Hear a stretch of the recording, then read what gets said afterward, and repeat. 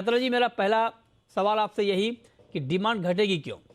Morning Mrityunjay जी, देखिए demand बहुत कम है और स्लो है क्योंकि हमारा जो कॉटन का भाव है वो वर्ल्ड मार्केट से 6 से 7 हजार रुपया मतलब करीब करीब 10% हाई है। तो इसलिए एक्सपोर्ट में ना तो हमारा कॉटन सेल हो रहा है, ना तो कॉटन यान तथा कपड़ा कुछ भी बिक नहीं रहा है। हम हमारे 350 लाख गांठ का जो कॉटन का उत्पादन होता है उसका 70% हम एक्सपोर्ट करते हैं, जिसमें कॉटन, कॉटन यान और कपड़े के स्वरूप में टोटल 70% हम एक्सपोर्ट करते हैं और 30% सिर्फ हमारा डोमेस्टिक कंजम्पशन है। और अगर ये एक्सपोर्ट नहीं हुआ तो हमारा कॉटन का कंजम्पशन बहुत कम हो जाएगा, क्योंकि अगर मिलें यान बनाएंगी और कपड़ा बनाएंगी तो एक्सपोर्ट में डिमांड नहीं रहेगा तो बेचेंगे किसको। तो इसलिए आज भी जो मिले हैं वो 40 to 60% कैपेसिटी पे चल रही है।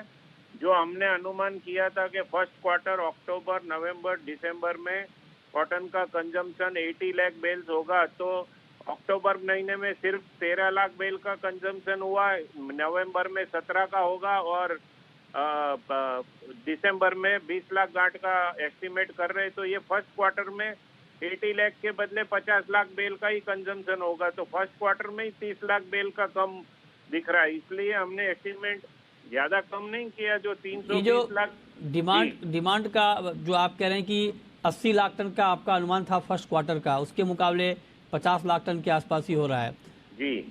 50 लाख गांठ, 50 लाख बेल, हाँ जी। हाँ ठीक है। तो मतलब ये डिमांड क्यों कम हो रही है? क्या हमारे यहाँ भाव ऊपर हैं, भाव ज़्यादा हैं, या जो ग्लोबल मंदी की आशंका है उसकी वजह से डिमांड कम हो रही है? नहीं, हमारे यहाँ भाव बहुत ज्यादा है मृत्युंजय जी। आज पाकिस्तान में कॉटन मिल रहा है 90 से 92 सेंट, चाइना का कॉटन है 86 सेंट, इंडियन कॉटन का आज का रेट है 110 सेंट। तो हमारा कॉटन के भाव बहुत ज्यादा हैं और ये जब कम होंगे, साइज में कम होंगे, तभी मिलें चल पाएगी, क्योंकि यान में 1 किलो भी कपड़े का यान का एक्सपोर्ट नहीं है। अगर यान का एक्सपोर्ट नहीं होगा तो मिले यान बना के करेगी क्यों? क्योंकि इस बहुत साल से हम देखते हैं हमारा 40% यान एक्सपोर्ट होता है मृत्युंजय जी। जी, एक सवाल सर आपसे और अतुल जी, छोटा सवाल कि सप्लाई का सिचुएशन क्या है? क्या आपने प्रोडक्शन के अनुमान में भी कोई बदलाव किया है?